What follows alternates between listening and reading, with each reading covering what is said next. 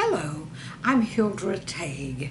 Come and join me in my classroom life. I'll be sharing tidbits from over 40 years of teaching. It's for parents, teachers, whether they be older or new teachers. It's for anyone interested in the well-being of a child.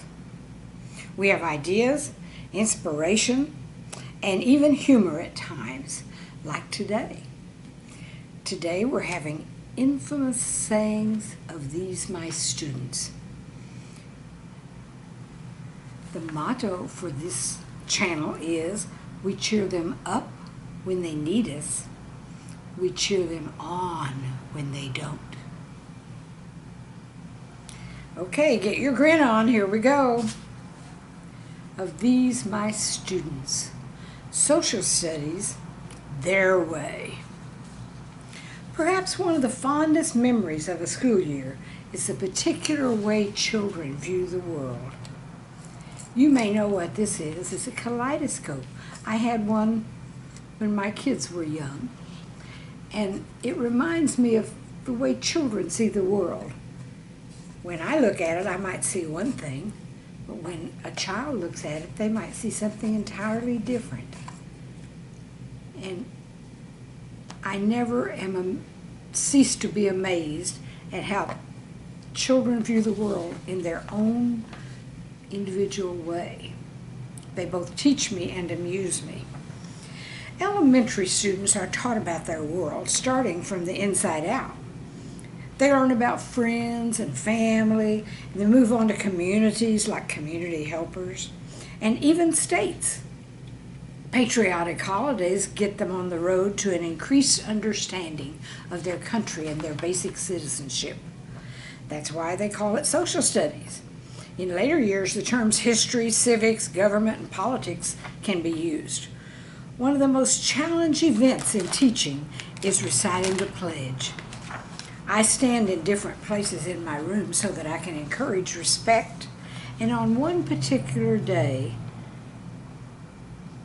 I was doing it so that I could find out what I need to reteach to that child. Each kid has their own voice or interpretation of the words in the pledge, trying valiantly to fit them into their own logic and experience. On this day, the child I stood by said, "One nation, individual." Maybe I shouldn't tell you about the day a student said, "With puberty and justice for all." His parents must have been talking about his older siblings in front of him. Young children don't always appreciate the difference between local and far-off events. One child mentioned that his grandma was going to Galveston. Another chimed in, "Don't go there. It's not safe. They have that crazy war there." Afghanistan must have been on the same shelf of the brain as Galveston for this girl. Every February in Texas, we prepare for Rodeo Day, formerly tied in with what they called Fat Hog Day, by studying cowboys, horses, and all things rural. The children have even learned where their food comes from, which I think is an important topic for any kid in school. We've been doing this for several days, and one boy decided to show off his newly developed vocabulary. He commented knowingly, "That's made from pure rawhide." I wasn't sure whether it was rawhide from a regular cow or, maybe a Brahma. Especially when the next day that same child came in proclaiming his whole family saw a brainless bull down the street, and that was a herd of Brahma cows at the end of the road. Nevertheless, I decided I'd better talk more about this topic another day. I've heard it said that education is worth more than the finest jewel. One class knew that they were studying globes and maps, and this kid was quick to share what she knew. A globe is a sapphire. I'd been taught it was a sphere. You never know where those ideas come from. Wonder if her mom had a sphere-shaped sapphire ring. Educators nowadays include multicultural studies across the curriculum. Several days I read the wonderful Chinese tale, Tiki Tiki Tembo, to the class. The glowing memory of having so much fun with the words, and the class echoing and chiming in on the rhyme while the sounds remained in the air, stuck with all the kids in the classroom as well as with me. Since I always leave books I read in class handy in case students want to reread them, I was gratified to see a student enjoying reading the book aloud. I paused and listened and caught her words. My most horrible mother, and made a note mentally to read it to the class again, stressing that page that said, my most honorable mother, a little more clearly next time. One day we were working with maps of house plans.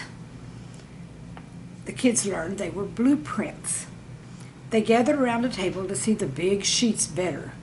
Several began spurting out names of various labels on the map. One guy saw the compound word master bath, mispronouncing it just a bit, to the teacher's astonishment.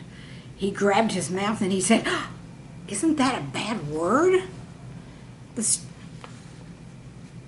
I decided it was time to move on that day, and maybe we would worry about a master bath another day. The study of history starts early in school. One second grader taught us that Orville and Wilbur Wright flew the first airplane. Teaching is like peeling onions. You peel off one layer of vocabulary and you laugh till you cry.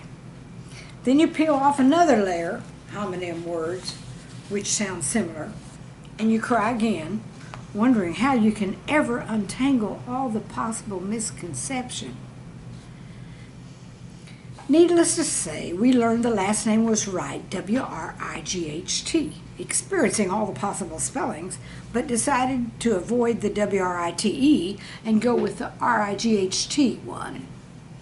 Then we learned what a riot was. It was easier to teach that to children who had eaten in a school lunchroom.